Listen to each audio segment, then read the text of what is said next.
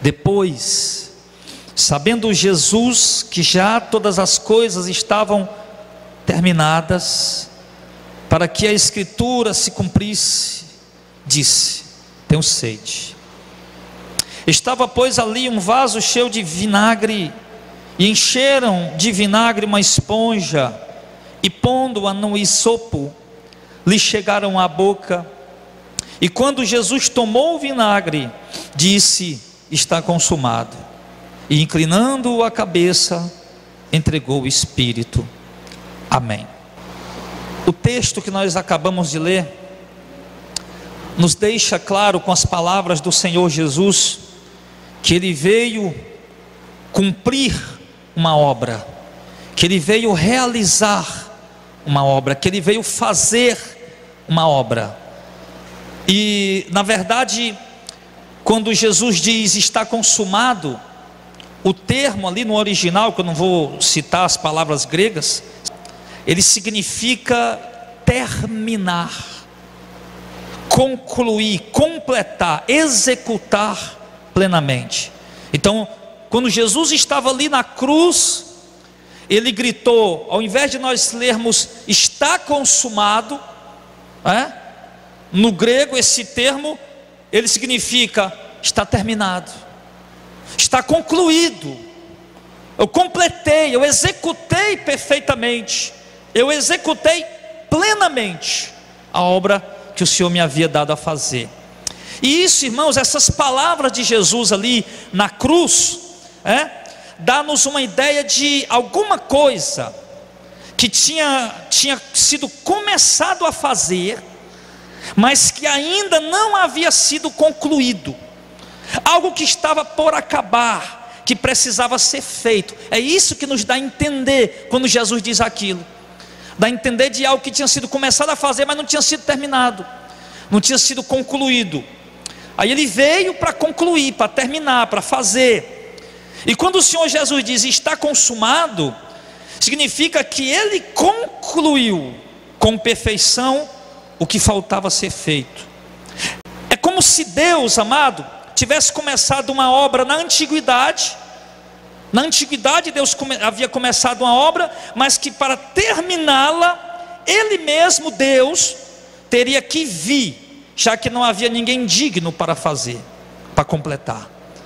O termo no grego, estudando, pesquisando, deu-nos a entender isso, que Deus tinha começado uma obra na antiguidade, mas Ele tinha que concluir essa obra, e ninguém havia digno, como lá em Romanos 3, do 10 ao 12, não há um justo, não há um sequer, não há ninguém que entenda, não há ninguém que busque a Deus, todos se extraviaram, juntamente se fizeram inúteis, não há quem faça o bem, não há um só. Então Ele não viu ninguém, não havia ninguém que pudesse fazer essa obra, não havia ninguém que pudesse completar aquilo que Deus havia começado no princípio. Então Ele mesmo precisou vir. E aí Deus veio na pessoa do Senhor Jesus, a segunda pessoa da Trindade. E Deus veio na pessoa do Senhor Jesus, aí concluiu esta obra que estava por terminar. Aí eu pergunto à igreja, mas que obra seria essa que só o próprio Deus e ninguém mais tinha que vir para concluir?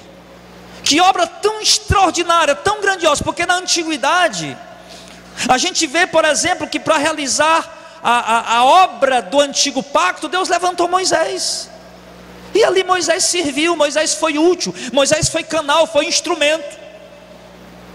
Mas agora os anos se passaram, os tempos se passaram, e a obra precisava ser concluída, precisava ser terminada, precisava ser executada plenamente, e homem nenhum nessa terra tinha as qualificações necessárias para concluir. Então o próprio Deus veio na pessoa do Senhor Jesus para concluir essa obra. Só Ele podia concluir, só Ele podia fazer. Aí fica-nos a pergunta, mas que obra é essa, tão tremenda, tão grande, que o homem mais santo nessa terra não podia fazer? Só o próprio Deus.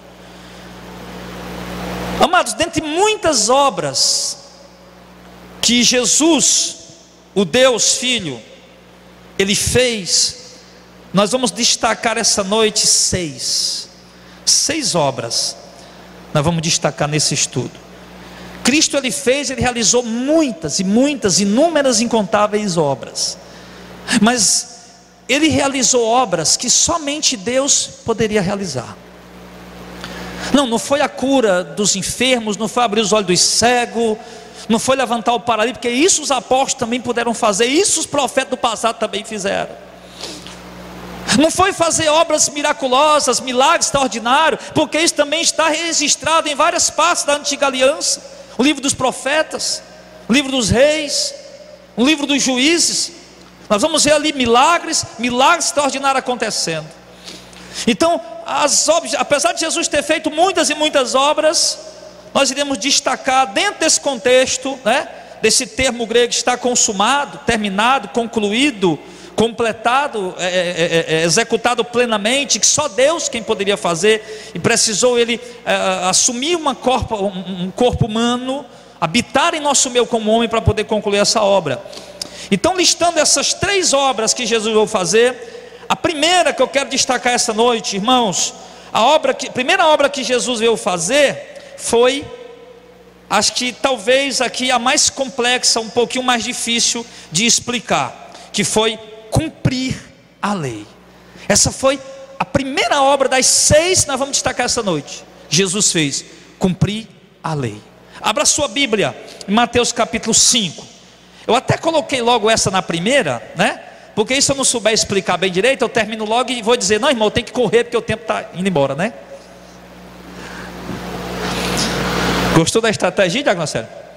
Botei a mais difícil logo, depois se eu não conseguir explicar, não souber, não irmão, tem que correr porque o relógio está voando, A gente dá uma desculpa.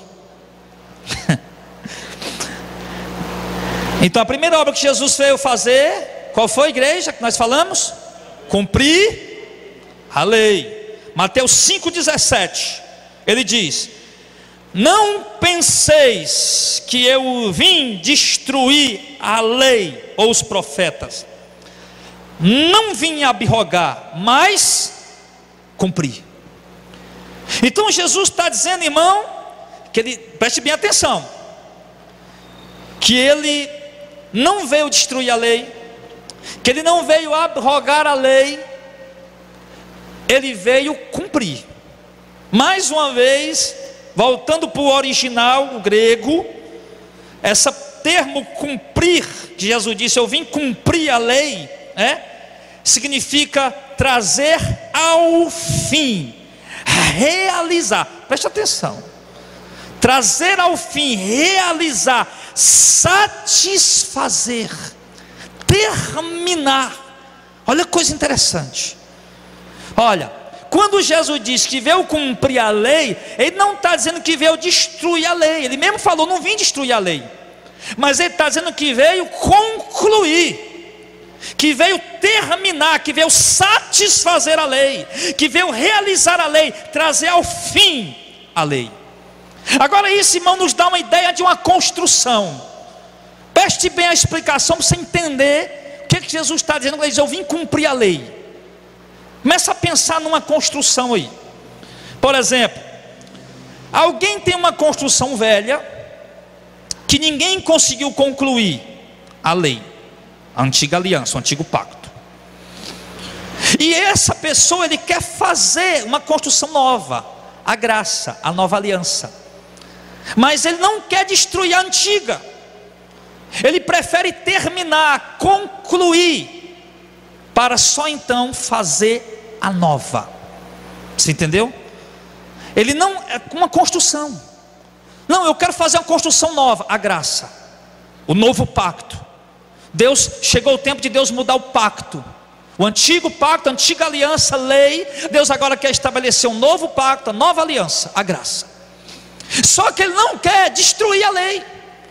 Ele não quer como se chegasse num prédio velho, rapaz, esse prédio aqui, nós vamos fazer logo outro. Eu quero fazer outro prédio, vamos demolir esse. Não, não foi isso que Deus fez.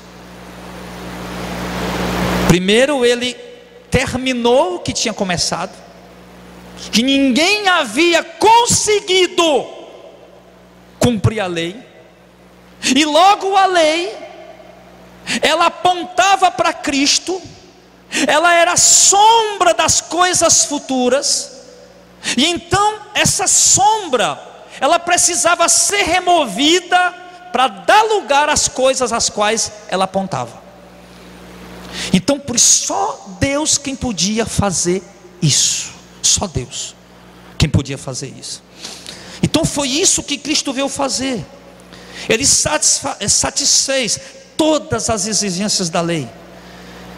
Sim, como eu disse em Colossenses 2, 16, 17, né, que a lei ela trazia a sombra das coisas futuras. A lei era apenas sombra, não era o que é realmente o real. Olha, por exemplo, você está no meio do sol, você coloca esse microfone e a sombra vai ser projetada ali, não é? Ali é apenas uma sombra, um projeto do microfone. O real é o microfone, o palpável é o microfone, o que permanece é o microfone, não é a sombra. Aquela sombra vai ter que passar e vai ter que permanecer o que é real, o que é verdadeiro, o que é permanente. Então essa sombra, ela precisava passar para se manifestar o que ela refletia, o que é verdadeiro, o que é adorador, o que é permanente, como está escrito lá em Hebreus capítulo 10, verso 1 ao 9. Tira o primeiro, que é a lei, e estabelece o segundo, que é a graça. Tira o primeiro, que é o antigo pacto, estabelece o segundo, que é o novo pacto. Olha lá em Hebreus 9, Hebreus 10, aliás, Hebreus capítulo 10. Essa é a primeira obra que Cristo veio fazer. Ele veio cumprir a lei, não foi destruir, não foi chegar, a construção velha está com os pés derruba, vamos fazer a nova. Não, primeiro ele terminou a construção velha, ele completou, ele concluiu, ele satisfez, para depois então começar a nova, dar início à nova. Então aqui em Hebreus, no capítulo 10, ele fala, Hebreus capítulo 10, diz assim: porque tendo a lei a sombra dos bens futuros, e não a imagem exata das coisas, nunca pelos mesmos sacrifícios que continuamente se oferecia cada ano, pôde aperfeiçoar os que a eles se achegam. De outra maneira teriam deixado de se oferecer, porque purificados uma vez, os ministrantes nunca mais teriam consciência de pecado. Nesses sacrifícios, porém, cada ano se faz comemoração dos pecados, porque é impossível que os sangues dos touros e dos bodes tire pecado. Pelo que entrando no mundo, ele se refere a Jesus, diz: sacrifício e oferta, se referindo à lei, não quiseste, mas um corpo me preparaste. Holocaustos e oblações pelo pecado não te agradaram. Então disse: eis aqui venho. No princípio do livro está escrito de mim, para fazer, ó Deus, a tua vontade. Como acima diz: sacrifício e oferta e holocaustos e oblação pelo pecado não quiseste, nem te agradaram, os quais se oferecem segundo a lei. Então disse: eis aqui venho para fazer, ó Deus, a tua vontade. Tira o primeiro, que é a antiga aliança, que é a lei, para estabelecer o segundo, que é a graça, que é o novo pacto, que é a nova aliança. Então essa foi uma primeira obra que Jesus realizou. Ele completou a lei, ele concluiu, ele terminou, ele acabou. As sombras da lei cumpriram-se em Cristo. Por exemplo, o Santo dos Santos, onde o sumo sacerdote entrava uma vez por ano, era sombra do Santo verdadeiro que está lá no céu. Aquele sumo sacerdote que entrava uma vez por ano era Cristo, era Jesus, representava Jesus. Que quando Cristo morreu, ele entrou no verdadeiro tabernáculo, no verdadeiro Santo dos Santos. E ele não precisa, como o sumo sacerdote, todo ano está entrando. Ele entrou uma vez por toda e fez a obra completa. Tudo era sombra.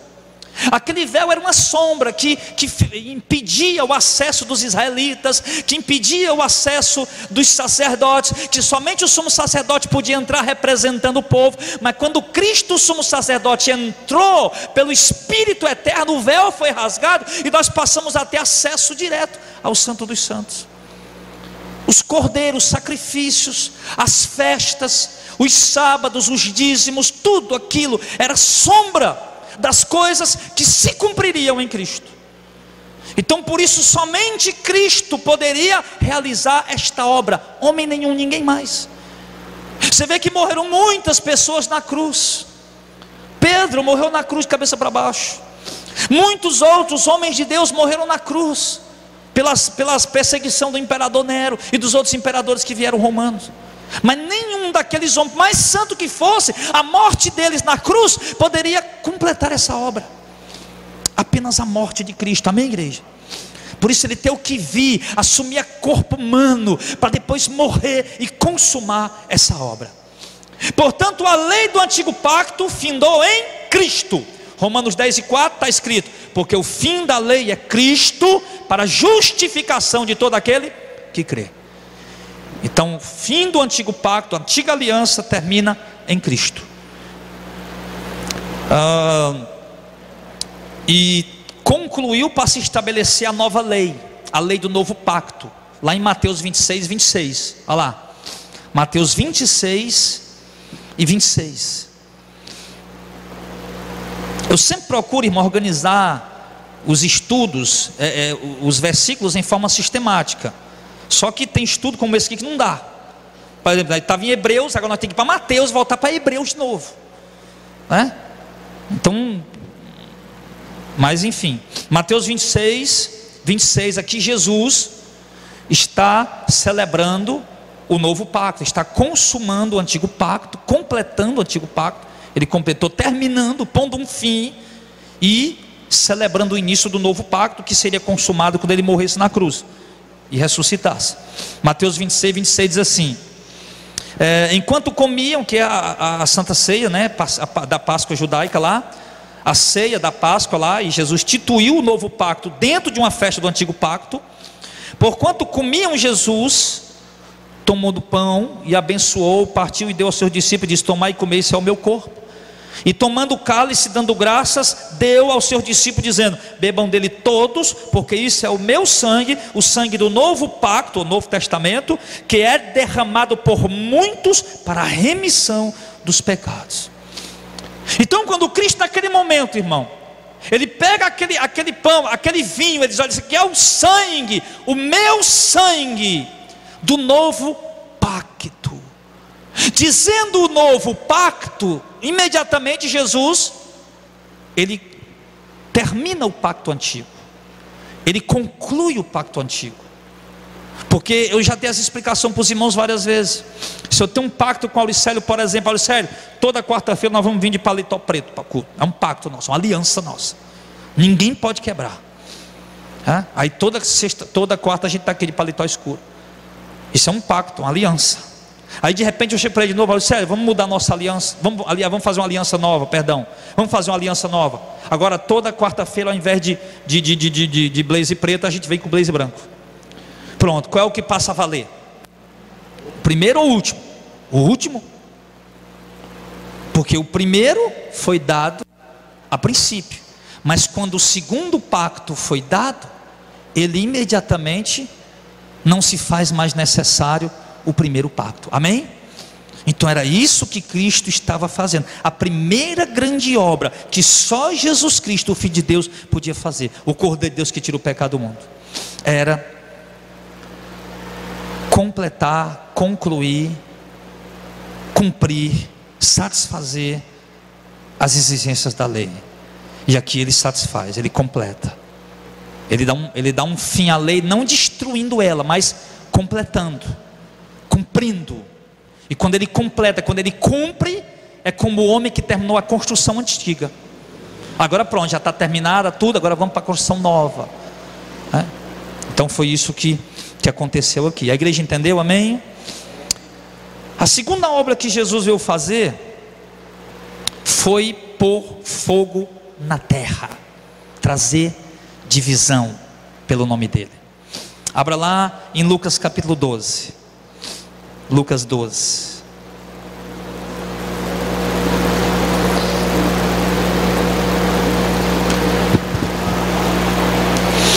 Lucas capítulo 12.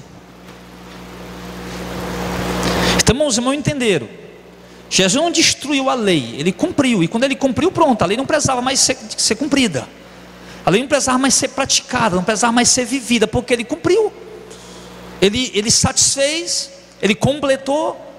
Então não se faz mais necessário.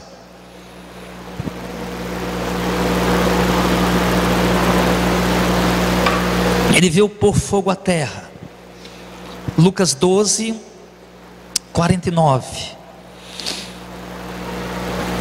Eu procurei especificamente os textos onde ele diz: eu vim para fazer isso, eu vim para fazer aquilo. Lucas 12, 49 diz assim: vim lançar fogo na terra, e o que mais quero, se já está aceso? Então, amados, Jesus ele está falando que veio colocar fogo na terra, lançar fogo na terra. Jesus está falando de quê?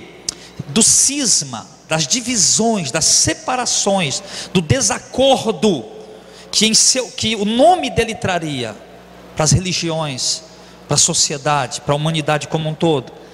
Ele completa dizendo que estas divisões aconteceriam até entre pessoas que se amam, pessoas da própria família. Aí ainda em Lucas 12, 51 ao 53, cuidais que vim trazer paz à terra, não vos digo, mas antes dissensão, porque daqui em diante estarão 5 divididos numa casa, 3 contra 2 e 2 contra 3, o pai estará dividido contra o filho contra o pai, a mãe contra a filha contra a mãe, a nora contra a sogra e a sogra contra a nora.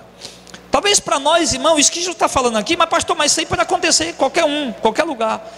Meu irmão, dentro do contexto judaico, isso aqui era praticamente algo impossível de acontecer. Porque os judeus, irmão, eles eram muito, vamos dizer, ortodoxos quanto à religião deles. Eles eram muito cautelosos, dedicados. Eles tinham aquilo como sendo a verdade, a doutrina certa, a doutrina correta. E os pais eram muito unidos aos filhos, os filhos muito unidos aos pais. Os pais eram muito submissos, os filhos eram muito submissos aos pais. Mesmo jeito as filhas às mães. As noras eram adotadas pelos pais como sendo filhas também. Mas Jesus está falando aqui do grau de cisma, de divisão, de desavença, de contenda, de guerra, de luta que o nome dele veio causar. E ele diz que isso causaria conflito primeiro dentro da família. E Jesus disse que veio para lançar esse fogo na terra. E só para você ter uma ideia, a princípio, ainda no seu ministério terreno, nós já vimos ali os judeus divididos por causa de Jesus. Esse cisma, essa divisão, essas discórdias, essas lutas, batalhas, guerras, dissensões já começaram a acontecer por causa do nome de Jesus, ainda ele aqui na terra como homem. Lá em João 8, do 19 ao 21, entre os judeus por causa destas palavras, das palavras que Jesus pregava. No verso 20, e muitos deles diziam: tem demônio, está fora de si, por que o ouvis? E outros diziam: essas palavras não é de endemoniado, porventura pode um demônio abrir os olhos de um cego? Então estava havendo divisão ali por causa dele. Já começou ali logo. Você vê lá em João 7, 43, assim entre o povo havia dissensão por causa dele, está escrito assim. Lá em João 9,16, então alguns dos fariseus diziam: esse homem não é de Deus, porque não guarda o sábado. Parece até a pregação dos adventistas, né? Diziam outros, né? Como pode um homem pecador fazer sinais? E havia divisão entre eles. Então você já vê, começa a ver aqui, irmão, o que Jesus disse, que ele veio para lançar fogo, que ele veio para trazer divisão, para trazer espada. E amados, por causa do nome de Jesus, eu vou lhe dizer algo interessante. As maiores guerras da humanidade, tá? Coisa que não se compara a, por exemplo, a Segunda Guerra Mundial, a Primeira Guerra Mundial. As maiores guerras, os maiores conflitos da humanidade foram por causa do nome de Jesus. Maiores números de morte que aconteceu na história da humanidade, mais do que terremotos, mais do que guerras, foi por causa do nome de Jesus. Se cumprir o que ele disse: eu vou fazer. Por exemplo, houve as cruzadas, que foram as santas cruzadas que a Igreja Católica realizou. O Papa Urbano II, com a promessa de que quem participasse das cruzadas ia ter seus pecados perdoados e tinha um lugarzinho para ele lá no paraíso. Porque os muçulmanos turcos haviam invadido Jerusalém e tinham proibido os cristãos de ir até a cidade santa. Só que não envolvia só a questão religiosa principalmente, mas envolvia também política, dinheiro e outras coisas. Mas aí o Papa foi e convocou a cruzada, e dizia que qualquer cidadão que fosse, nobre ou plebeu, qualquer pessoa camponês fosse, iam ter seus pecados perdoados. E essas cruzadas, meus amados, elas duraram do século XI até o século XVII, 6 séculos, onde morreram mais de 1 milhão de pessoas, por causa do nome de Jesus. Nós vimos também aquela chamada Santa Inquisição. E o que era a Santa Inquisição? A Santa Inquisição era um tribunal católico que julgava e condenava à prisão. A pena mais leve era a prisão temporária ou perpétua. Em muitos casos ele torturava e matava as pessoas. E um tribunal católico sentava para julgar os hereges. Quem eram os hereges? Por exemplo, nós éramos considerados como hereges por eles, porque não concordava com a doutrina católica. E para julgar também bruxos. Por exemplo, quem era bruxos? Aqueles que faziam um chá de boldo com Marcela para quem está com dor de barriga. Opa, o cara ficou bom tomando chá, é bruxo, joga na fogueira. Sentava o tribunal da Inquisição. Opa, essa mulher aqui, ela tem segredos misteriosos, ela faz chá que cura as pessoas, é bruxo, joga na fogueira. Então eles trabalhando dessa maneira, dessa forma, e dessa forma, amados, eles mataram muitas pessoas inocentes. E essa Santa Inquisição maldita, da Igreja Católica, não tem nada de santa aí, ela durou do século XIII até o século XIX, que dá o que aí? 6 também, 6 séculos também. Torturou, condenou, matou milhares de pessoas inocentes. O nome de Cristo, irmãos, nunca deixou de causar cisma, divisão, guerras e mortes, porque infelizmente a maioria das pessoas não entenderam a obra de Cristo, não entenderam a mensagem dele. E todavia, claro, o próprio Jesus havia avisado que essas guerras e divisões por causa do nome dele iria acontecer.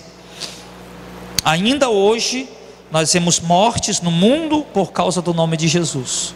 É noticiado nos jornais de pessoas por causa do nome de Jesus serem perseguidas, perderem suas famílias, perderem seus lares, terem que fugir para outros países, enfim, terem que ser mortos, presos e mortos, torturados e mortos. Ainda hoje a gente vê isso. E ainda hoje a gente vê divisão em todos os ramos da religião.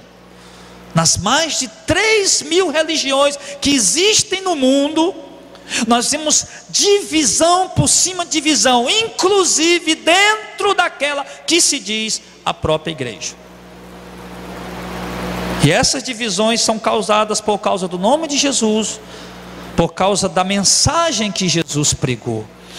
Uma divisão, irmão, que homem nenhum mais nessa terra causou, que nome nenhum mais nessa terra causou. Guerras, mortes, perseguições, que nome nenhum nessa terra mais causou tanto quanto o nome de Jesus. E ele disse que isso iria acontecer. Então uma obra que ele veio para fazer também foi isso. Ele veio: eu vim para jogar fogo na terra, para trazer espada, para trazer divisão, para trazer guerra, mortes. Você imagina os cruzados, a roupa deles, de acordo com os historiadores, elas tinham uma cruz vermelha assim. Aqueles homens com a espada na mão, matando em nome de Jesus Cristo, em nome de Jesus Cristo, decapitando pessoas, em nome de Jesus Cristo, torturando pessoas. E eles faziam tudo isso. E isso aconteceu porque Cristo disse que ele veio para jogar fogo. Não tem um nome que cause mais ódio no coração de muitas pessoas do que o nome de Jesus. Não tem um nome que cause, que gere mais perseguição, mais conturbação, mais divisão, dissensão do que o nome de Jesus. Ele disse que ia ser assim. Mas o interessante é que ele disse que aquele que honrar o pai, ou a mãe, ou os filhos, ou a esposa, mais do que a mim, não é digno de mim. Ele disse que veio para trazer cisma, divisão, guerras, dissensões, tumulto.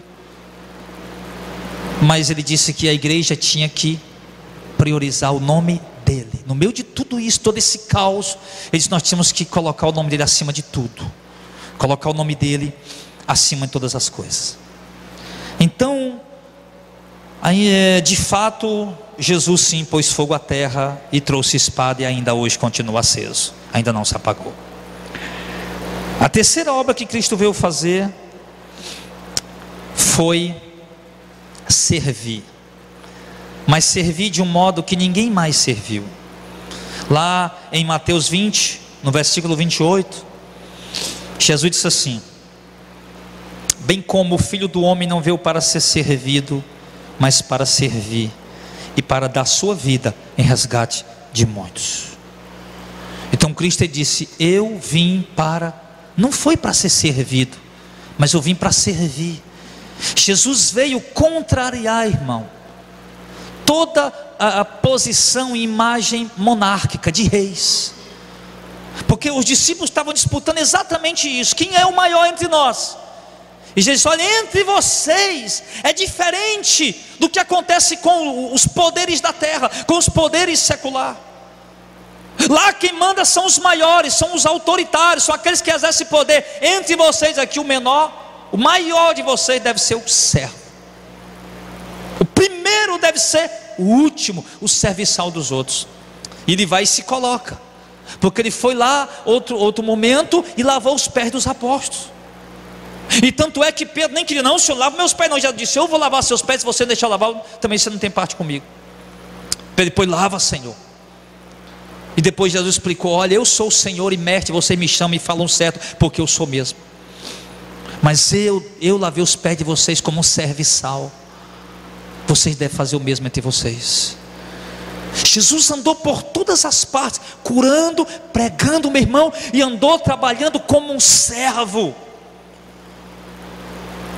Ele não andou explorando pessoas, ele não andou dominando psicologicamente pessoas para se tornarem seus capachos, mas ele trabalhou como servo. Ele veio para trazer uma nova visão do que é, vamos dizer, liderança, uma nova visão do que é ser um líder. Porque os judeus esperavam o quê? Um líder, um Messias, um rei, num cavalo branco, repleto de ouro, cheio de armaduras, espada na mão e muitas riquezas, e dando ordem para aqui, para lá. Jesus veio simples, humilde, trabalhando, servindo ao ponto de ser desprezado e considerado como uma pessoa qualquer.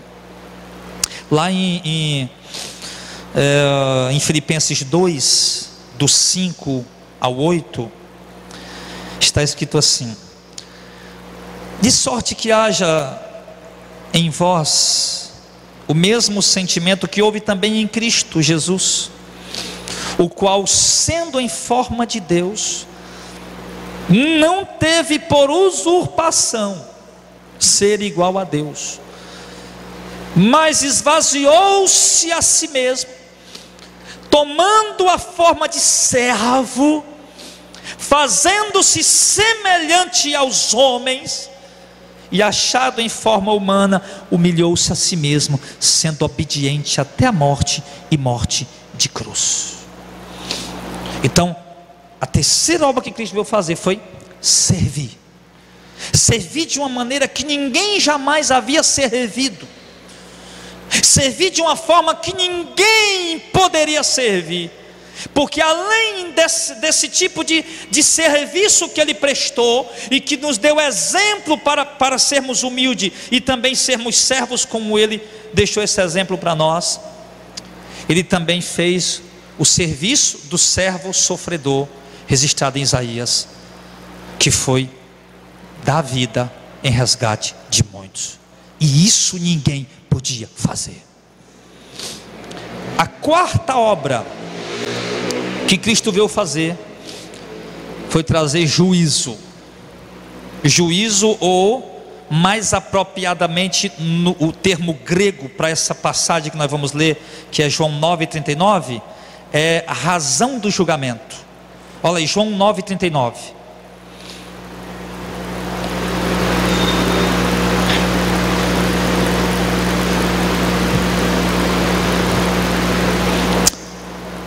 Ele diz assim, João 9,39: disse-lhe Jesus: eu vim a este mundo para juízo, a fim de que os que não veem vejam, e os que veem sejam cegos. Quando Jesus ele diz que veio para trazer juízo, ele não está falando que veio para condenar, não, porque nós vamos ver em João 3, em outras passagens, que Cristo disse: eu não vim para condenar o mundo, eu vim para salvar. Mas o termo, a expressão correta nesse texto não seria usar a palavra juízo como condenação, mas seria correto usar a palavra juízo como ele veio para trazer a razão do juízo. Em João capítulo 12, verso 48, ele diz assim: quem me rejeita a mim, é isso aqui a razão do juízo, quem me rejeita a mim e não recebe as minhas palavras, já tem quem o julgue. A palavra que eu tenho pregado, essa há de julgar no último dia. Em João 3 e 18, 19, ele diz: quem crê nele não é condenado, mas quem não crê já está condenado, porquanto não crê no nome do unigênito Filho de Deus. E esta é a condenação, que a luz veio ao mundo, e os homens amaram mais as trevas do que a luz, porque as suas obras eram más. Mesmo que ele não veio julgar no sentido de condenar, né? Mas veio trazer a razão do julgamento. Portanto, os homens já estão julgados porque rejeitaram a sua palavra, que é o critério do julgamento: obedecer ou desobedecer. Ele diz: naquele dia, a palavra que eu preguei, essa vai julgar, essa vai julgar. Então Jesus disse: eu vim para juízo.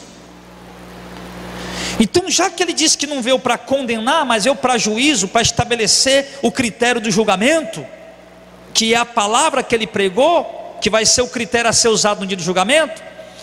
Ou seja, Cristo veio, trouxe uma doutrina, trouxe uma mensagem, que ela obrigatoriamente tem que ser obedecida para poder o homem ser salvo.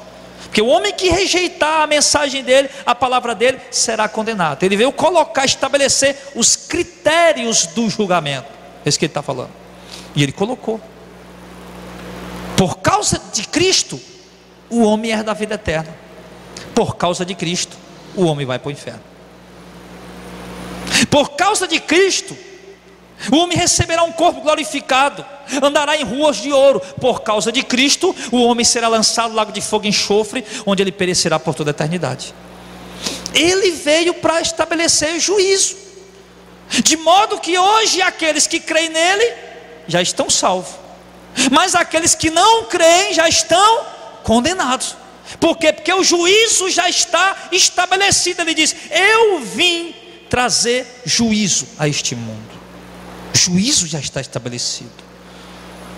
Uma coisa, irmão, que só Cristo podia fazer. E o camarada vai para o inferno porque não creu em Moisés. Ninguém vai para o inferno porque não creu em Moisés. O fulano vai para o inferno porque não acreditou, porque não creu em Isaías, em Malaquias, em Oséias, em Naum, em Abacuque. Ninguém vai para o inferno porque não creu em Abacuque, Naum ou Oséias. Ninguém vai ser condenado por isso. Mas o homem não creu na mensagem de Cristo pregada pelos apóstolos. Esse vai ser condenado. Então, foi algo, irmão, que só ele podia fazer. Só ele podia estabelecer o juízo. Porque nele está a vida, e ele é a luz dos homens. Sim, ele apenas tem um poder de julgar, de condenar, de salvar. O Pai deu a ele esse poder. Ele disse: todo o poder me foi dado no céu e na terra. E no Evangelho de João ainda ele disse que o Pai deu a ele esse poder. O Pai ninguém julga, mas confiou ao Filho todo julgamento. Então ele estabeleceu o juízo. A razão do julgamento foi ele quem estabeleceu. De modo que, mesmo que ele não veio para condenar, mas a palavra que ele deixou já está condenando muita gente, porque não estão guardando. E a palavra que ele deixou também já está salvando muita gente, porque estão crendo, estão guardando. Então isso ele veio fazer, estabeleceu o juízo. A quinta obra que Cristo veio fazer foi dar testemunho da verdade e guiar o seu povo nesta verdade. Para muitos irmãos, por relativismo, a verdade poderia ser relativa. Por exemplo, aquilo que para um é uma verdade, para mim pode não ser. Aquilo que para o professor Clodoaldo é correto, para mim pode ser errado. A verdade relativa, para muitos relativa à verdade, mas Cristo ele trouxe uma verdade absoluta, a verdade de Deus, a verdade de Deus. E a verdade de Deus ela não é relativa. Não é, Deus está falando isso, mas eu não aceito. Não é relativa. A verdade de Deus é absoluta. E ele veio para dar testemunho dessa verdade e guiar o seu povo nela. João 8:37, João 18:37.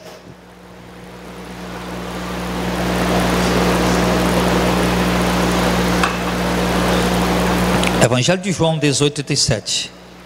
Disse-lhe, pois, Pilatos, Jesus estava diante de Pilatos para ser julgado. Disse-lhe, pois, Pilatos, tu és rei? E Jesus respondeu, tu dizes que eu sou rei. Eu para isso nasci, e para isso vim ao mundo, a fim de dar testemunho da verdade. E todo aquele que é da verdade, ouve a minha voz. Então Cristo, eu nasci para isso. Eu não nasci para dar chave de carro, eu não nasci para dar chave de casa, eu não nasci para dar dinheiro para ninguém, eu nasci para dar testemunho da verdade. Ele, irmão, ele é o verbo encarnado, o verbo de Deus. Sabe esse mistério, irmão, que ainda hoje não existe nenhum teólogo erudito que conseguiu explicar? Eles criaram as declarações de fé trinitariana nos 4 concílios do 3º e 4º século, do 4º e 5º século. Fizeram a declaração de fé trinitariana, que Deus, que o Pai é Deus, que o Filho é Deus e que o Espírito Santo é Deus. Mas eles fizeram a declaração de fé, mas nunca conseguiram compreender na plenitude o que significava isso. Nunca conseguiram compreender. Ainda hoje os homens que defendem a doutrina trinitariana, como nós defendemos, cremos na Trindade, sim, não conseguem explicar ela na sua perfeição. Então, Jesus, ele era o verbo encarnado, o verbo que estava com Deus no princípio, que era Deus e que se fez carne, assumiu um corpo humano, habitou entre nós, revelou a palavra, revelou a mensagem, depois deixou novamente esse mundo e voltou para lá novamente, com aquela glória, Pai, que eu tinha contigo antes que o mundo existisse, me glorifica de novo, Pai. E voltou para lá e deixou a verdade, a palavra de Deus. Você vê lá em Apocalipse esse termo sendo usado pelo menos umas 3 vezes, né? Essas são as verdadeiras palavras de Deus. Se eu não me engano, Apocalipse 19 ou 20, ele aparece montado num cavalo branco, sua perna, sua coxa está escrita Rei dos Reis, Senhor dos Senhores, e o nome pelo qual ele se chama é a palavra de Deus. E ele é fiel e verdadeiro, e julga e peleja com justiça. Isso é a palavra de Deus. Fiel, verdadeira, é a verdade. Ou seja, aquilo que Cristo revelou, o evangelho oculto, o evangelho eterno, que estava escondido com Deus desde a eternidade, Cristo veio e revelou, é uma verdade, é a verdade. Aquilo que Cristo falou, aquilo que ele deu inspiração aos apóstolos para anunciar, é a verdade. E assim como está escrito, assim como Cristo pregou, como os apóstolos pregaram, assim nós veremos com nossos próprios olhos, quando nós nos encontrarmos com o Senhor na eternidade. Então ele veio, ele nasceu para isso, eu nasci para isso, para dar testemunho da verdade, para testificar, para testemunhar, para anunciar, para falar, para propagar, para dar o testemunho da verdade de Deus. E o testemunho compreende o que? A mensagem que Cristo trouxe. Nasceu para dar testemunho da verdade, sendo ele próprio a verdade, como está em João 14,6, disse Jesus, eu sou o caminho, a verdade e a vida, ninguém vem ao Pai senão por mim. Ou seja, poderia dizer que ele veio dar testemunho de si mesmo, já que ele é a palavra, já que ele é a verdade. O Espírito da verdade, ele prometeu que nos daria também o Espírito da verdade, que nos capacitaria a testemunhar dessa verdade. Ele disse: nós também receberíamos a capacidade de testemunhar dessa verdade. João 15, 26 e 27. Mas quando veio o Consolador, que eu da parte do Pai vos hei de enviar, aquele Espírito da verdade que procede do Pai, ele testificará de mim. Então ele diz que o Espírito da verdade, Espírito Santo, nos capacita a testemunhar da verdade. E o próprio Espírito da verdade nos guia em toda a verdade. João 16 e 13. Mas quando vier o Espírito da verdade, ele vos guiará em toda a verdade, porque não falará de si mesmo, mas dirá tudo o que tiver ouvido e vos anunciará o que há de vir. É interessante isso. Jesus disse: eu vim dar testemunho da verdade, eu sou a própria verdade, e eu vou dar a vocês o Espírito da verdade, que vai testificar da verdade, e vai dar a vocês a capacidade para testificar a verdade.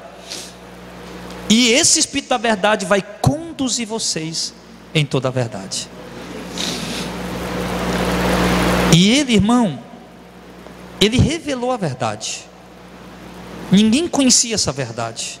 Ela era oculta. Você vê que ainda hoje o testemunho de Jeová diz: não, o homem morre e desapassome. Os adventistas também. O homem é igual a um animal. Do jeito que o animal morre, o homem morre, o animal também. Morreu, pronto, acabou. Não. A Bíblia nos mostra que nós temos uma alma eterna. E a Bíblia mostra claramente que esta alma, ela não está dormindo, ela está acordada, consciente. Nós já estudamos isso aqui. Num lugar espiritual, ou chamado paraíso, ou chamado inferno, mas está lá consciente. Mas na antiguidade, antes de Cristo revelar a verdade, ninguém sabia que há um lugar de descanso, de repouso, de vida eterna, que nós vamos poder viver por toda a eternidade. E Cristo revelou tudo isso, irmão. Cristo revelou essa verdade, essa glória. Tanto é que ele diz que as coisas que os olhos não viram, o ouvido não ouviu, e que nunca o homem imaginou e nem pensou, é aquilo que Deus revelou, aquilo que Deus guardou, aliás, para aqueles que o amam. E Deus nos revelou pelo seu Espírito nesses últimos dias agora, por intermédio do seu Filho. Olha que coisa maravilhosa. Cristo veio e nos revelou isso. O homem nunca tinha imaginado, nunca na mente do homem ele tinha imaginado cidade celestial, corpo glorificado, ruas de ouro, trono de Deus, anjos, arcanjos, querubins, serafins, seres celestiais, e o homem lá. Não, isso é impossível. Ninguém nunca tinha nem imaginado isso. Por mais pensador, filósofo, intelectual, ou alguém viajador nos pensamentos, nunca ninguém tinha pensado isso. E Cristo veio e revelou, né? Chegando à plenitude dos tempos, Deus enviou o seu Filho para nos revelar essa verdade. Então era algo que só Ele podia fazer, irmão. Por quê? Porque Ele estava com o Pai, foi Ele quem criou tudo. Ninguém, irmão, é mais apropriado do que o próprio Cristo. Como João Batista, como no Evangelho de João capítulo 1, né? Ele fez o mundo foi feito por Ele. E Ele que fez o mundo estava aqui no nosso meio, mas não foi recebido, não foi aceito. Ou seja, o próprio Deus que fez tudo, que fez o mundo, fez todas as coisas, veio aqui visitar a criação que Ele fez, e todo mundo rejeitou, o desprezaram, o ignoraram. Então, ninguém melhor do que Ele para revelar essas verdades. Até quando Jesus fala um pouquinho sobre essas verdades, o Nicodemos fica meio tonto, fica meio atordoado. Aí chega para Jesus: como é que é esse negócio aí, Jesus? Nascer de novo, vou voltar para o ventre da minha mãe e nascer de novo. Jesus diz: rapaz, tu é mestre de Israel, não está entendendo nem isso que eu estou falando, das coisas terrenas, quem dirá se eu falar das coisas celestiais? Então, a sexta obra, quinta obra que Cristo veio fazer, foi testificar da verdade. Essa verdade, irmão, pela qual Cristo deu a vida, essa verdade que salva, a única que tem o poder de salvar.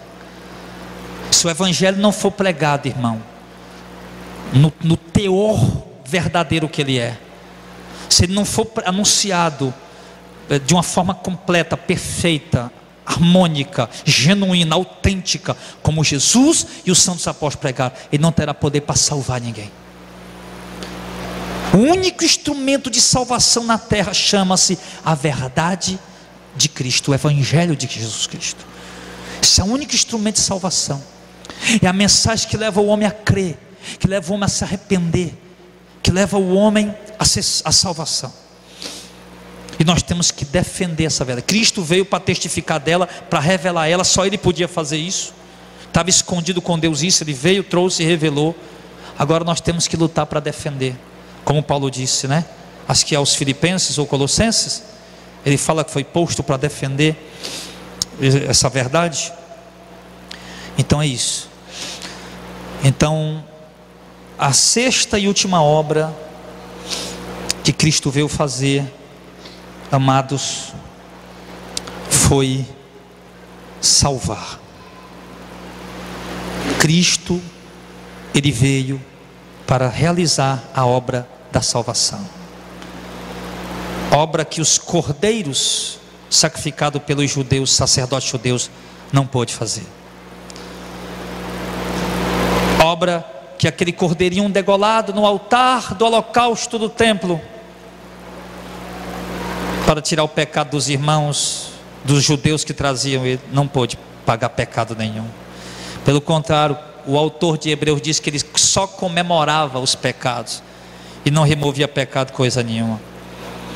Então, mas Cristo veio como sendo o que João Batista disse: eis o Cordeiro de Deus que tira o pecado do mundo. Ele veio para realizar a obra salvífica, a obra da salvação. João 3,17, ele diz assim: porque Deus enviou o seu Filho ao mundo, não para que condenasse o mundo, mas para que o mundo fosse salvo por ele. Condenado o mundo já estava. Então Cristo veio para salvar. E ele diz que Deus enviou o seu Filho ao mundo para que o mundo fosse salvo por ele. Ou seja, somente o Filho de Deus poderia fazer essa obra. Ele disse, né? Por quê? Porque Ele é a vida. Nele está a vida. Ele é a luz dos homens. Ele diz: eu sou o caminho, a verdade e a vida. Então Deus enviou o seu Filho para isso, para salvar o mundo. E em João capítulo 12, verso 47, se alguém ouvir as minhas palavras de Jesus e não crer, eu não julgo, porque eu vim não para julgar o mundo, mas para salvar o mundo. Então Jesus, ele fala aqui, ele confirma, ele fala, ele diz, testifica a obra que ele veio fazer, a grande obra da salvação. Todos estavam condenados, todos estavam destinados a perecer na eternidade, e aí Cristo veio para nos resgatar. Ele veio para nos salvar, como disse João 3,17, João 12,47. E ele veio, dentro ainda da obra da salvação, ele veio para nos dar vida abundante, né? O que estão pregando por aí, vida abundante, virou o quê? Muito dinheiro. Mas em João 10,10, Jesus disse: o ladrão veio senão para matar, aliás, para roubar, para matar e para destruir. Eu, Cristo, né? Ele está falando, eu vim para que vocês tenham vida e a tenham em abundância.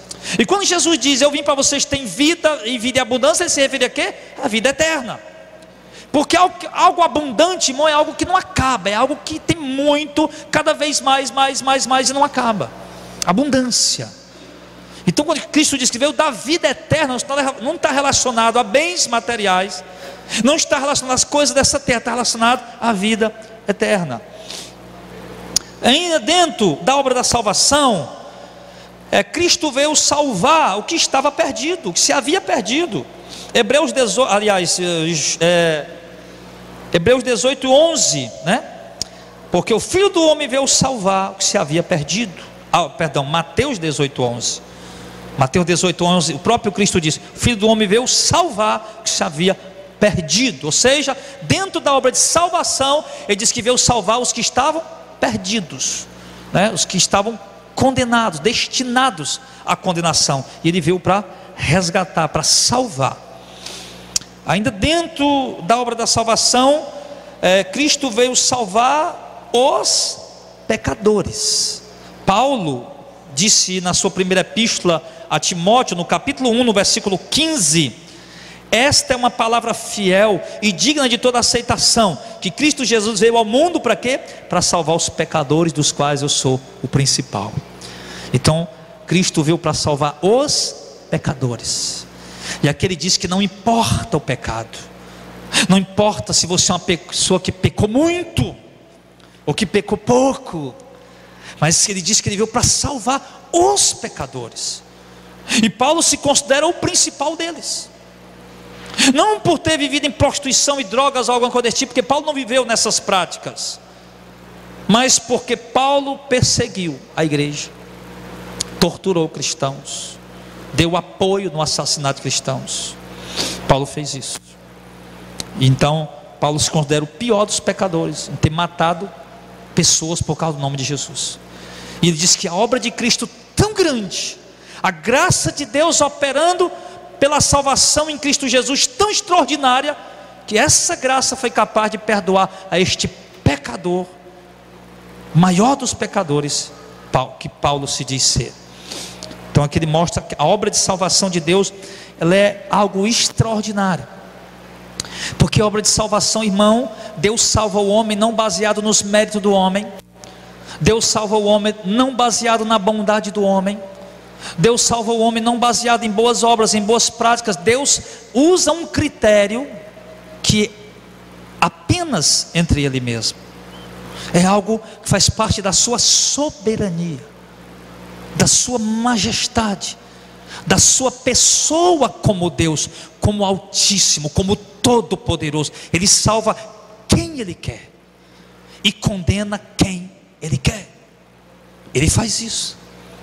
Então a obra da salvação pertence a Ele. Ninguém pode vir a mim para ser salvo, Jesus disse, se o Pai não o trouxer. Mateus 11, graça te dou, ó Pai, Senhor do céu e da terra, porque revelaste essas coisas, a salvação, o evangelho, a verdade, aos pequeninos, aos de pouca instrução, aos leigos, aos pobres, miserável, pecador, e ocultou, tu, ó Deus, ocultou dos sábios instruídos, doutores, teólogos. Sim, porque assim foi, ó Pai, a tua vontade. Cristo está falando da obra salvífica, que é um ato soberano de Deus. Ele diz em Romanos capítulo 8, no capítulo 9, que ninguém é salvo porque quer ser salvo, ninguém é salvo porque corre atrás da salvação. Alguém é salvo porque Deus quer salvar. Isso não depende de quem quer nem de quem corre, mas de Deus usar misericórdia. Ele vai explicar um pouco a misericórdia de Deus e diz: olha, lembra de Faraó? A grande potência foi Deus que levantou ele, e Deus levantou e tornou ele o mais poderoso do mundo. Para quê? Para depois abater, humilhar, condenar, para mostrar que ele é Deus. Paulo falou isso. Então a obra, eu acho que talvez não vamos dizer que a principal, para nós a principal obra de Cristo para nós é a salvação. Para Deus, todas as obras que Cristo fez foi importante. O lançar fogo à terra, porque Deus está provando pela fé, trazer divisão, trazer espada, causar guerra pelo nome de Jesus, para nós isso não é tão importante, mas para Deus tudo isso é importante. Para nós a obra mais importante que Cristo fez é a obra da salvação. Porque eu e vocês, amados, estávamos destinados à condenação. Se Cristo não tivesse vindo, se Cristo não tivesse morrido na cruz pelos nossos pecados, se Deus não tivesse derramado sobre mim e sobre você a graça dele, nós iríamos perecer na eternidade. Essa obra da salvação, a gloriosa e bendita obra da salvação, pela infinita graça de Deus, Ele nos salvou. Então, Cristo, Ele veio para salvar os pecadores. Por isso não importa o pecado. Ele diz, a primeira epístola de João já entra falando essas coisas, que não importa, que o sangue de Cristo nos purifica de todo o pecado, todo.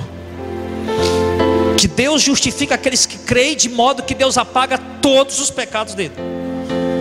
De modo que aquele que crê em Cristo, porque foi eleito, e Deus selou ele com o Espírito Santo, a Bíblia diz que Deus justifica ele, de modo que ninguém poderá intentar acusação contra o eleito de Deus, nem o diabo, nem Satanás, nem homem nessa terra. Por quê? Porque é Deus quem nos justifica.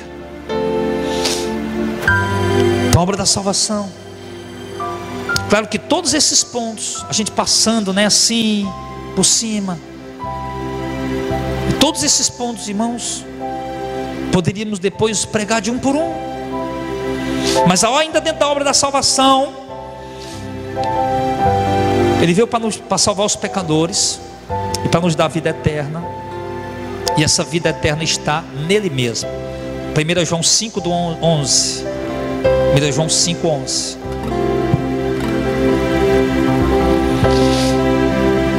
Diz assim, e o testemunho é este, que Deus nos deu a vida eterna, e esta vida está em quem? Está em Moisés, está na guarda do sábado, está nos ritos da lei, está nos dízimos. Não, a vida está em quem, irmão? Em seu Filho. Deus nos deu a vida, e a vida não está num envelope de dízimo, como alguns pastores insistem em dizer. Esses dias um irmão caiu na ignorância de dizer para mim: o dízimo fazia parte da lei moral, e o cara se dizendo teólogo. Eu digo: meu irmão, pelo amor de Deus, eu vou fazer de conta que não ouvi isso. Não para guardar o 8º mandamento, não roubará. Quem não pagava disso estava roubando, então estava infringindo o 8º mandamento. Meu Deus do céu, olha a capacidade dessa pessoa, colocando o dízimo como princípio de salvação. Outro dia um camarada comentou e falou: paz, olha, um pastor muito conhecido, homem de Deus, disse que teve uma visão e viu um monte de gente no inferno que não dava o dízimo. Eu digo: rapaz, ele foi mucunzá, foi baão de 2, foi panelada de noite, foi muita coisa pesada que ele comeu para poder ter essa visão. Não é qualquer baão de 2 e mucunzá e panelada que faz isso aí não, irmão. Tem que ser coisa pesada mesmo, carregada. A pizzazinha do Clodoaldo não faz não, que ela é maneira e é gostosa. Mas enfim, irmão, então ele diz: ele nos deu a vida eterna. Essa vida está em quem, igreja? Em seu Filho. A vida eterna está em Jesus Cristo, e Ele me assegura que ainda dentro da obra da salvação, que para que eu possa ser salvo é preciso eu estar nele. 1 João 5,12. Quem tem o Filho de Deus tem a vida, quem não tem o Filho de Deus não tem a vida. O homem só pode ser salvo se ele tiver o Filho de Deus, tiver Jesus, se ele crê em Jesus e tiver o Espírito de Jesus Cristo dentro dele, selado, o penhor da herança, a garantia que ele vai ser salvo, o penhor, o Espírito Santo. E o Espírito Santo nos guia na verdade, em toda a verdade, nos leva a viver uma vida de temor, de obediência, submissão a Deus, santidade, separado, não pelo legalismo, mas pelo temor que temos a Deus. Então, a obra da salvação, ela compreende pelo menos esses 5 pontos, para nos dar vida abundante, que é a vida eterna, vida sem fim, salvar os perdidos, salvar os pecadores, nos dá a vida eterna que está nele mesmo. Para que possamos ser salvos, temos que estar nele. Essa obra só Cristo podia fazer, ninguém mais. Tantas pessoas, irmãos, tentaram ser salvas pelas boas práticas. Tantas pessoas tentaram ser salvas pelas boas obras. Ainda muitos hoje, principalmente evangélicos. Muitos hoje estão ainda assim. Tanta gente tentou ser salvo. Não, falei coisa boa para Deus me botar no lugar bom, para Deus me dar o que eu mereço.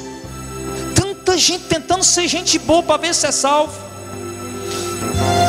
Mas diz que a salvação não está nas boas obras, nas boas práticas. As boas obras são apenas frutos que se manifestam na vida de quem é salvo. Se for boas obras praticado pela vida de quem não tem o Espírito, não passa de obra legalista, de legalismo. Então, Ele nos deu a vida, e essa vida está em seu Filho.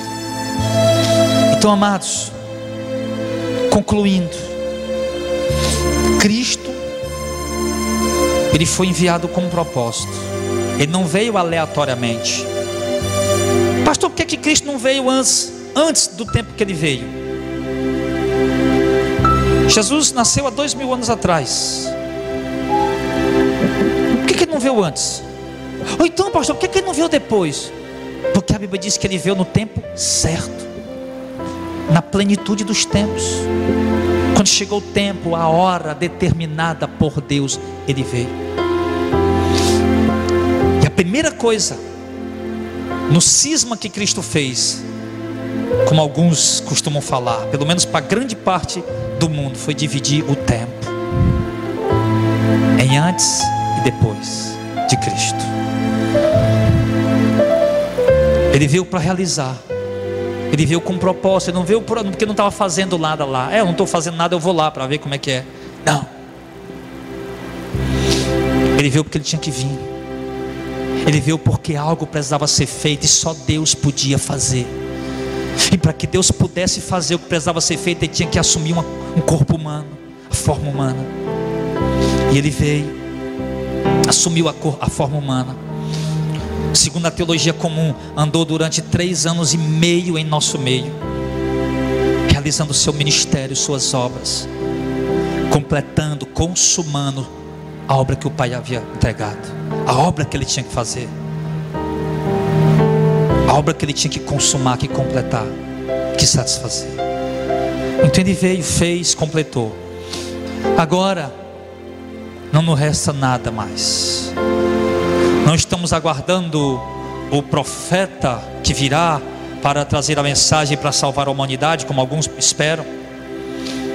Tem um monte de gente seguindo aí, David Wohl, William Souto Santiago, William Branham, que já morreu.